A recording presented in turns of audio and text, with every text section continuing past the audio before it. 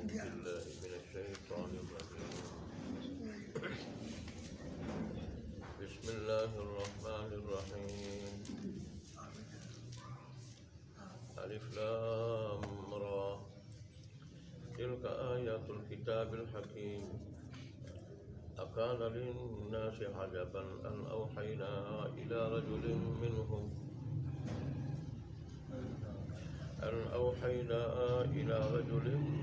أن أنذر الناس وبشر الذين آمنوا أن لهم قدم صدق عند ربهم. قال الكافرون إن هذا لساحر مبين. صدق الله مولانا العظيم وصدق رسوله النبي الأمي الكريم ونحن على ذلك لمن الشاهدين والشاكرين والحمد لله رب العالمين. یہ سورہ یونس ہے اور اس کا یہ نام اس سورت کے آخری رکوع سے پہلے رکوع میں حضرت یونس علیہ السلام کی قوم کی نافرمانی اور پھر اس کے ایمان کا ذکر ہے، مختصر ذکر ہے، تو اس کی وجہ سے اس کا نام سورہ یونس رکھا گیا.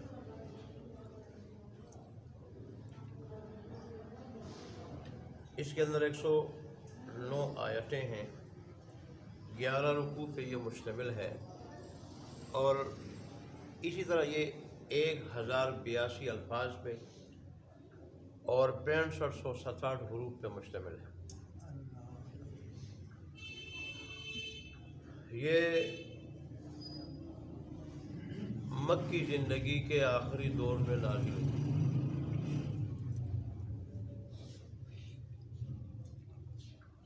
اور گزشتہ سورہ توبہ کے ساتھ بھی اس کو ربط ہے، خاصی مناسبت ہے. وہ اس طرح کہ وہاں پہ زیادہ تر جہاد بالسیف کا ذکر تھا، تلوار سے جہاد کا، سیف تلوار کو کہا جاتا ہے. اور اس صورت میں جہاد باللسان کا ذکر ہے، زبان کے ساتھ جہاد، وعظ و نصیحت، تبلیغ، تعلیم، جہاد باللسان کا ذکر ہے.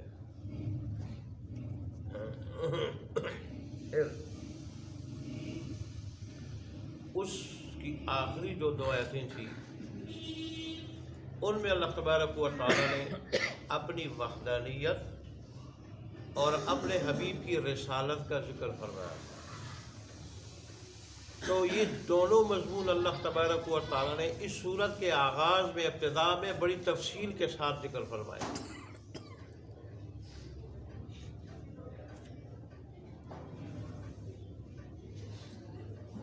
تو اس طرح پہلی چیز اللہ کی وحدانیت اور شرک کا ذکر وضاحت کے ساتھ آ گیا ہے، اور دوسرے نمبر پر اللہ تبارک و تعالیٰ نے رسالت کا تذکرہ فرمایا ہے، ذکر فرمایا ہے. اس میں رسول اللہ صلی اللہ علیہ وسلم کی نبوت و رسالت اور دیگر انبیاء کی نبوت و رسالت کا ذکر ہے. اور تیسرے نمبر پہ اور رسول اللہ صلی اللہ علیہ وسلم کی رسالت سے متعلق جتنے بھی شکوک و شبہات کا اظہار کیا گیا ہے تو ان اعتراضات کا اللہ تبارک و تعالیٰ نے جواب لیا ہے. تیسرے نمبر پر اللہ تبارک و تعالیٰ نے معاد کا ذکر کیا ہے، یعنی قیامت کا ذکر. یہ بھی ایمان کے بنیادی اجزاء میں سے ایک جز ہے کہ آدمی وقوع قیامت کا قائل ہو، یہ عقیدہ ہو، نظریہ ہو کہ ایک دن میں نے رب کے سامنے کھڑا ہونا ہے، اپنے کیے کا حساب دینا ہے. تو اس کو بھی اللہ تبارک و تعالیٰ نے تفصیل کے ساتھ ذکر کیا ہے. اس طرح سابقہ اقوام کے اللہ تبارک و تعالیٰ نے حالات پھر انبیاء کی تبلیغی محنت، قوم کا رد عمل، اس کے نتیجے میں ان کے انجام کا اللہ نے ذکر فرمایا۔ اور ان واقعات میں فرعون اور اس کی قوم کا واقعہ اللہ نے خصوصی طور پہ ذکر فرمایا۔ لیکن اس صورت کا جو سب سے اہم موضوع ہے وہ دعوت الی القرآن ہے، دعوت الی القرآن۔ اللہ تبارک و تعالیٰ نے پہلے قرآن کی حقانیت و صداقت کو واضح فرمایا ہے اور وضاحت کے ساتھ اس کو ثابت فرمایا ہے، اور اس کے بعد اللہ تبارک و تعالیٰ نے قرآن کی طرف دعوت دی ہے۔ اس طرح اپنی وحدانیت پہ عقلی اور نقلی دلائل پیش کیے اللہ تبارک و تعالیٰ۔ پھر اس سورت کا آغاز حروف مقطعات سے، تو بعض علماء نے خاص کر قرآن جب عجم تک پہنچا تو لوگوں کے ذہنوں کو قرآن کے قریب کرنے کے لیے، قرآن کے قریب کرنے کے لیے ان کی کچھ مرادی معنی بیان کیے ہیں اور مختلف حروف کی مختلف تشریحات کی ہیں۔ جیسے بعض کہتے ہیں کہ الف لام سے مراد اللہ ہے اور را سے مراد رأفت و رحمت ہے، اور اللہ تبارک و تعالیٰ بندوں سے کہنا چاہتے ہیں میرے بندو، میں نے اپنی رأفت و رحمت سے کام لیتے ہوئے تمہارے لیے کیسی زبردست ہدایت کا سامان کیا ہے، کتنا اچھا کلام میں نے نازل کیا ہے تمہاری رہنمائی کے لیے اور ہدایت کے لیے۔ اور بعض کہتے ہیں کہ الف لام سے مراد، الف سے مراد انا، اور لام سے مراد اللہ، اور را سے مراد رحمان ہے، اور اللہ کہہ رہے انا اللہ الرحمن، کہ میں اللہ ہوں جو تم پہ بڑا مہربان ہوں۔ یہ میری مہربانی کے کرشمے ہیں کہ میں نے تمہاری طرف کیسا عظیم الشان نبی بھیجا، تمہاری ہدایت رہنمائی کے لیے، دونوں جہانوں کی کامیابی کے لیے کیسی زبردست کتاب تمہیں دی۔ اور بات کہتے ہیں کہ را سے مراد رویت ہے، اور اللہ یہ کہنا چاہتا ہے انا اللہ ارا، میں اللہ تبارک و تعالیٰ تمہاری ایک ایک حرکت نوٹ کر رہا ہوں، دیکھ رہا ہوں، مجھ سے تمہاری ایک حرکت بھی پوشیدہ نہیں، ایک ایک حرکت میرے سامنے ہے۔ بعض کہتے ہیں کہ ان حروف سے اللہ تبارک و تعالیٰ کے کسی پاک نام کی طرف اشارہ ہوتا ہے، اور بعض کہتے ہیں کہ سورت کے اندر کوئی خاص بات کی طرف اشارہ ہوتا ہے، خاص اہم بات کی طرف اشارہ ہوتا ہے۔ اور شاہ ولی اللہ محدث دہلوی رحمۃ اللہ علیہ کشفی طریقے سے یا ذوقی طریقے سے کہتے ہیں کہ یہ سورت کے اندر جو مضمون ہوتا ہے، سورت کا موضوع، اس مضمون اور موضوع کا خلاصہ ان حروف میں بیان کیا ہوتا ہے۔ جیسے وہ کہتے ہیں کہ ہمارے سامنے کوئی قاضی کا لفظ کہہ رہے تھے تو ہم سمجھ جاتے ہیں کہ کس شخصیت کا نام قاضی ہے اور اس کا کام کیا ہوتا ہے، فوراً آ جاتا ہے قاضی لفظ دیکھ۔ ایسے ہی کوئی کہہ دیتا ہے PhD MA BA، تو اس سے جو اس کے مفہوم کی طرف ہمارا ذہن چلا جاتا ہے کہ MA کسے کہتے ہیں۔ ایسے ہی اللہ تبارک و تعالیٰ اس سورت کے مضمون کا، موضوع کا خلاصہ ان حروف میں بیان کر چکا ہوتا ہے۔ اور قاضی بیضاوی نے تو سب سے عجیب بات کہی، وہ کہتے ہیں اللہ نے ان حروف کے ذریعے مشرکین مکہ کو بار بار چیلنج دیا ہے کہ دیکھو تمہاری عربی بھی انہی حروف سے بنی ہے، قرآن کی عربی بھی انہی حروف سے بنی ہے، پھر تم بڑے بڑے فصحاء، بلغاء اور شعراء ہو، تو کیا وجہ ہے کہ وہ ایک آدمی جس کو تم 40 سال تک امی ان پڑھ کہتے تھے، ان پڑھ، وہ تو انہی حروف سے بنا ہوا ایسا کلام پیش کر دیتا ہے تمہاری عربی میں کہ جس کے بنانے سے تم عاجز ہو، جس کے بنانے سے تم عاجز ہو، اور اگر نہیں عاجز تو اس جیسا بنا لاؤ، اس جیسا بنا لاؤ کہ پتہ چلے کہ یہ بشر کا بنایا ہوا ہے یا رب کا بھیجا ہوا ہے۔ اللہ تبارک و تعالیٰ نے اس کے ذریعے چیلنج دیا۔ لیکن علامہ سیوطی رحمۃ اللہ علیہ فرماتے ہیں کہ احتیاط والا راستہ اور اسلم راستہ یہی ہے کہ یہ نظریہ اس کے بارے میں رکھا جائے کہ اس کی مراد اللہ ہی جانتا ہے، اور اللہ تبارک و تعالیٰ کی جو بھی مراد ہے ہمارا اس پہ ایمان ہے، وہ برحق ہے، وہ برحق ہے، ہمارا اس پہ ایمان ہے، ہم مانتے ہیں اس کو۔ یہ جو ہے وہ اسلم اور احتیاط والا راستہ ہے۔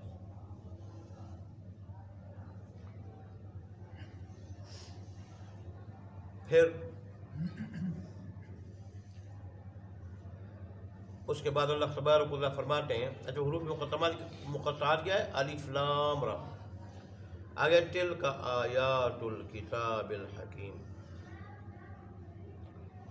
اللہ تبارک و تعالیٰ فرماتے ہیں کہ یہ حکمت والی کتاب کی آیتیں، حکیم سے مراد حکمت والی بھی، کہ قرآن میں ظاہر بڑی حکمت و دانائی کی باتیں، حکمت و دانائی کی باتیں، عقل و فہم کی باتیں ہیں۔ جو آدمی بھی قرآن کی باتوں کو مان لیتا ہے تو اور پھر ان پہ عمل کر لیتا ہے تو دنیا ان کے قدموں میں آ جاتی ہے اور وہ رب کا قرب حاصل کر لیتا ہے اور آخرت میں بڑا مقام پا لیتا ہے۔ تو اس سے بڑھ کر اور دانائی کیا ہے کہ دنیا بھی قدموں میں، رب کا قرب بھی حاصل ہو جائے، رب بھی راضی ہو جائے، اور اصل جس مقام کے لیے ہم یہاں آئے ہیں جنت الفردوس، وہ بھی اللہ نصیب کر دے۔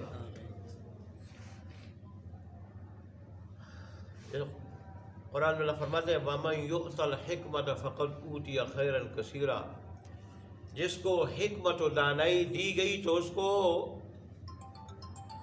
بہت زیادہ بھلائی دی گئی، بہت زیادہ بھلائی دی گئی۔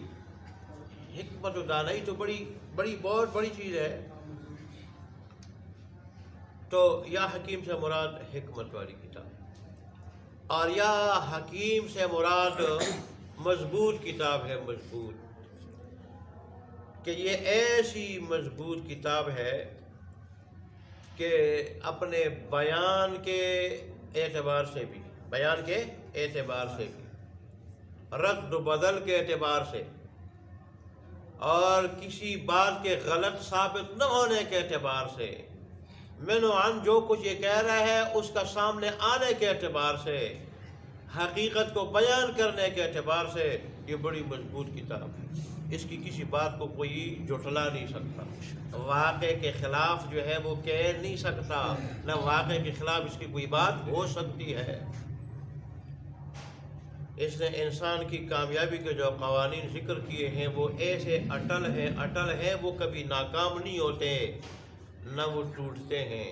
حالانکہ دنیا کے بنائے ہوئے قوانین اس وقت اگرچہ لوگ اس کو بڑے مضبوط کہیں، عقل کے مطابق کہیں، لیکن بعض والوں نے ان کو غلط ثابت کیا ہے۔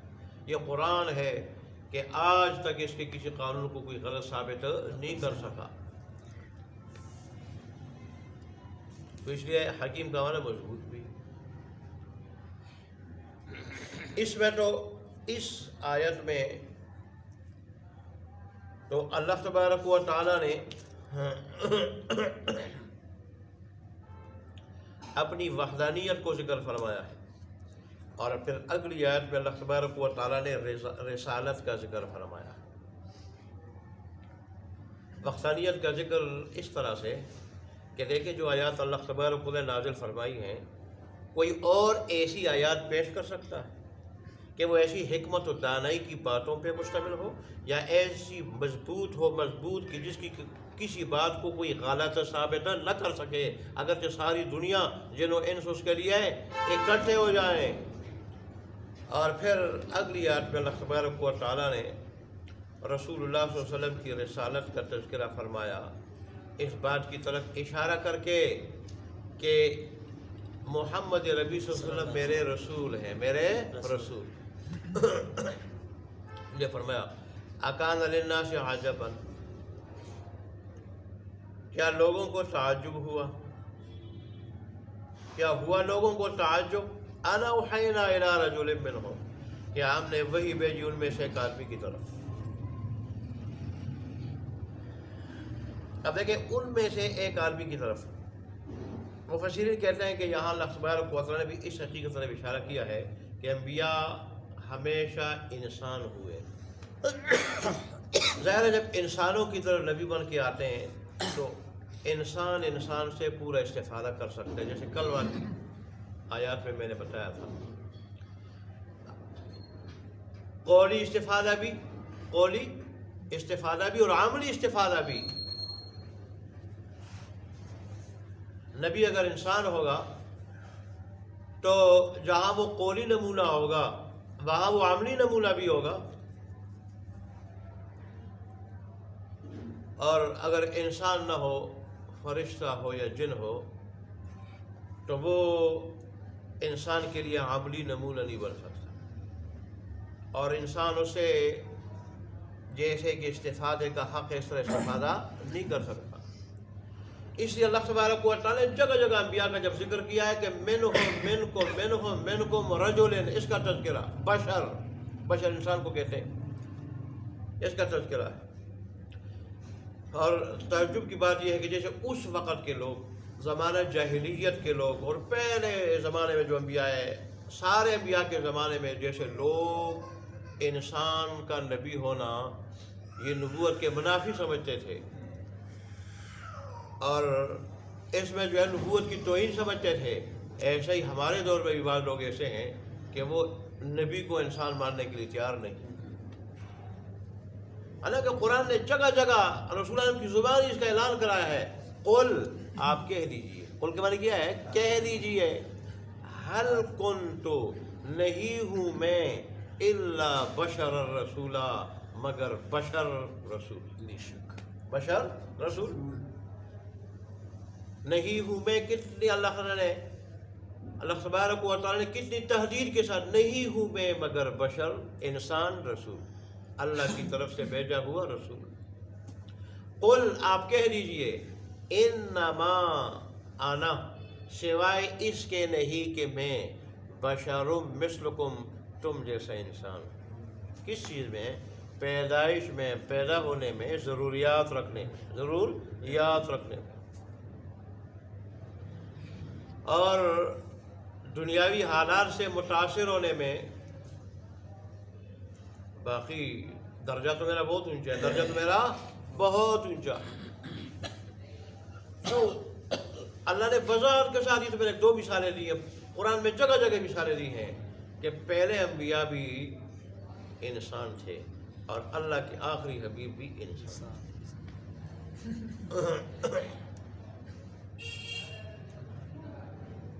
اس لیے اللہ تبارک و تعالیٰ نے فرمایا کہ یہ باعث تعجب نہیں ہونا چاہیے، اس لیے کہ انسانوں کی طرف اگر آ سکتا ہے تو انسان نے بھی آ سکتا ہے، وہ انسان ہی انسان سے پورا استفادہ کر سکتا ہے، فرشتوں سے نہیں، جنات سے نہیں، تو تمہیں اس پہ کیوں تعجب ہو رہا ہے؟ ان کو تعجب 2 وجہ سے تھا، ایک تو یہ کہ انسان نبی نہیں ہو سکتا، اور دوسرا اگر انسان نبی بن سکتا ہے اور اللہ اس کو بناتا ہے تو پھر کوئی سردار ہی ہو سکتا ہے، غریب آدمی کیوں نبی؟ جیسے وہ رسول اللہ کے بارے میں کہتے تھے کہ اللہ تبارک و تعالیٰ کو ابو طالب کا یتیم بتیجہ رہ گیا تھا اس منصب کے لیے، ابو الحکم، ابو جہل، ابو الحکم کس کی کنیت تھی؟ ابو جہل کی۔ لیکن اسے اندازہ لگا لیں کہ جو دنیا میں بڑا آگے ہو، لوگ اس کو بڑا دانا، سمجھدار سمجھتے، اس سے فیصلے کراتے ہو، ابو الحکم، فیصلوں والا یا حکمت و دانائی والا، لیکن جب دین میں وہ پیچھے ہو تو اللہ نے اس کو ابو جہل بنا دیا، جہالت والا، जहालत वाला, इतनी बड़ी जहालत वाला, इतनी बड़ी जहालत वाला, गोया कि जहालत का बाप है। अबू जैसे कुनियत के लिए आता है, ये वाले के लिए भी आता है। जैसे अबू बकर, पहल वाले, हर चीज में पहल करने वाले, ईमान में पहल करने वाले, अल्लाह के रास्ते में पहल करने वाले, अल्लाह और उसके हबीब की बातों की तस्दीक में पहल करने वाले। अबू हुरैरा से मतलब नहीं कि बिलियों का बाप, नहीं, बिलियों वाले। अबू का लफ्ज़ जहाँ कुनियत के लिए बाप के लिए आता है, वहाँ ये वाला के माने में भी आता है। अल्लाह, ऐसे ही यहाँ पे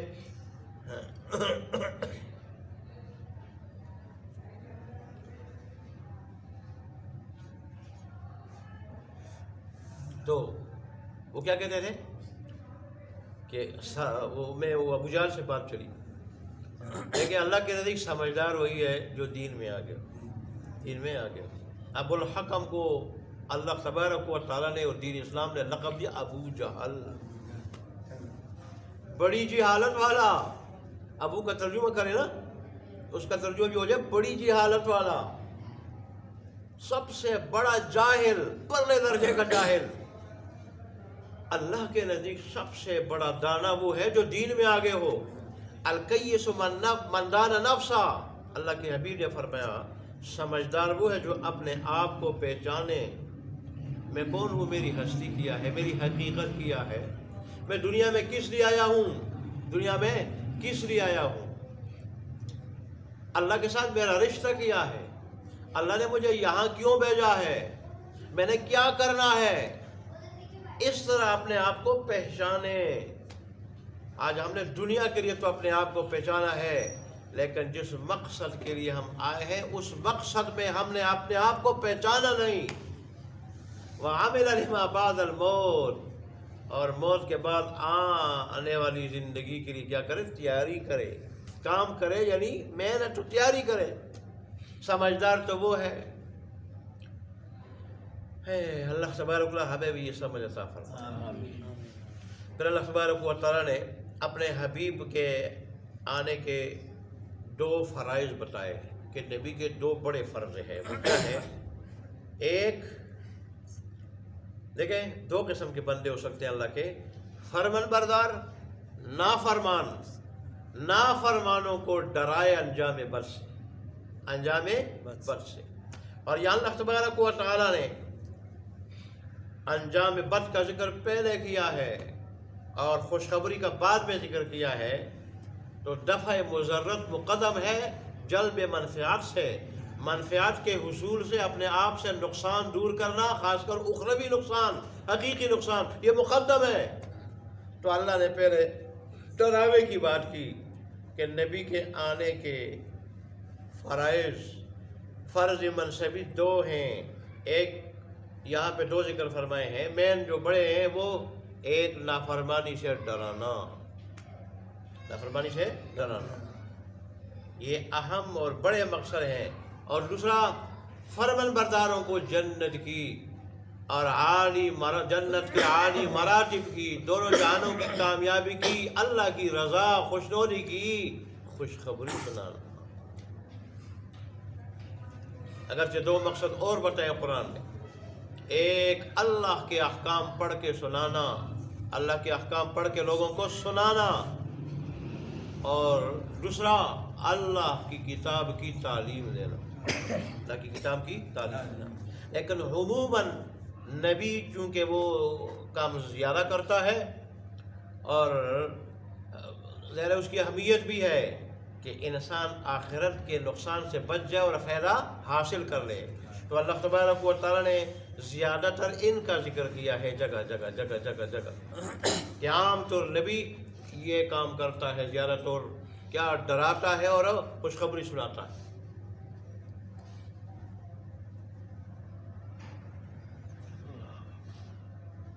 अच्छा जी, अनज़िर नासा, मैंने क्यों भेजा और हमने उनकी तरफ वही क्यों की, और वही क्या की हमने, वही ये की हमने कि अनज़िर नासा के लोगों को डराओ, व बश्शिरिल लज़ीना आमनू, اور ایمان والوں کو خوشخبری دو ان لہم قدم صدق کہ ان کے لیے سچائی کا پایا ہے. سچائی کے پائے سے مراد کیا ہے؟ رتبہ، بڑا مقام، بڑا مقام. ظاہر ہے جب آدمی کوئی مقام حاصل کرتا ہے تو اس کے لیے کیا کرتا ہے؟ آدمی محنت کرتا ہے، کوشش کرتا ہے، اور محنت کوشش کے لیے چلنا بھی پڑتا ہے، چلنا بھی پڑتا ہے. ان کے لیے بڑا رتبہ ہے عند ربہم، ان کے رب کے ہاں. قال الکافرون، کہا کافروں نے، ان ھذا لساحر مبین، بے شک یہ تو کھلا جادوگر ہے، کھلا جادوگر ہے. اللہ تبارک و تعالیٰ اس کی تردید فرمائی کہ یہ کھلا جادوگر نہیں، یہ وہی ہے جو میں نے کہہ دیا. یہ میرے نبی ہے، میرے رسول ہیں، اور میں نے تمہیں ڈرانے کے لیے، تمہیں خوشخبری کے لیے دینے کے لیے بھیجا ہے. یہ مجنون نہیں، نہ جادوگر ہے. میرا کلام تمہیں پڑھ کر سناتا ہے. جادو اس کے پاس جو کچھ ہے وہ جادو نہیں. اس طرح نے ان کی بات کی کیا تردید فرمائی. اللہ تبارک و تعالیٰ ہمیں عمل کرنے کی توفیق عطا فرمائے. الحمد لله رب العالمين والعاقبة والسلام على رسوله محمد وعلى آله وصحبه أجمعين. ربنا ظلمنا أنفسنا وإن لم تغفر لنا وترحمنا لنكونن من الخاسرين. ربنا آتنا في الدنيا حسنة وفي الآخرة حسنة وقنا عذاب النار. اللهم إنك عفو كريم تحب العفو فاعف عنا مولانا. اللهم إنا نعوذ بك من فتن المحيا والممات. اللهم انصر الإسلام والمسلمين. اللهم أعز الإسلام والمسلمين. اللهم انصر من نصر دين محمد صلى الله عليه وسلم واجعلنا منهم. اللهم اخذل من خذل دين محمد صلی اللہ علیہ وسلم ولا تجعلنا منهم. تبارک اللہ ہمارے ٹوٹے پھوٹے سننا اور سنا اپنی بارگاہ میں قبول منظور فرما، اور اس پہ جو اجر و ثواب اپنے مقدر فرمایا ہوا ہے نصیب فرما. اللہ تبارک و تعالیٰ اب سے لے کے مرتبہ قیامت تک ہمیشہ ہمیشہ کے لیے اپنے دین کی باتیں سننے اور سنانے کی، پھر سو فیصد اخلاص کے ساتھ 100% مکمل عمل کرنے کی توفیق عطا فرما. اللہ تبارک و اس مجلس کو ہماری نجات کا ذریعہ بنا دے، ایسی نجات کی پھر کبھی پکڑ نہ ہو. اللہ تبارک و تعالیٰ تمام بیماروں کو شفا کاملہ عاجلہ مستمر عطا فرما. پریشان حال حضرات کی پریشانیوں کو دور فرما، مخلوقوں کو قرضوں سے نجات دے دے. تبارک و تعالیٰ خیر رحمت کی بارش نازل فرما. رحیم ہونے کی خاطر، کریم ہونے کی خاطر خیر رحمت کی بارش نازل فرما. میں دنیا آخرت دونوں کی خوشیاں نصیب فرما، دونوں کی مصیبتوں سے بچا. اپنا آخرت کی خوشیاں ابتدائی سے نصیب فرما، اپنا آخرت کی مصیبتوں سے ابتدائی سے محفوظ فرما. ان سے راضی ہو جا، ایسا راضی ہو جا کہ پھر کبھی ناراض نہ ہو. ہماری دعاؤں کو قبول منظور فرما. آمین یا رب العالمین یا حی یا قیوم. ربنا تقبل منا انك انت السميع العليم وتب علينا انك انت التواب الرحيم. وصلى الله تعالى على خير خلقه محمد وعلى اله وصحبه اجمعين برحمتك يا ارحم الراحمين. جزاكم الله خيرا.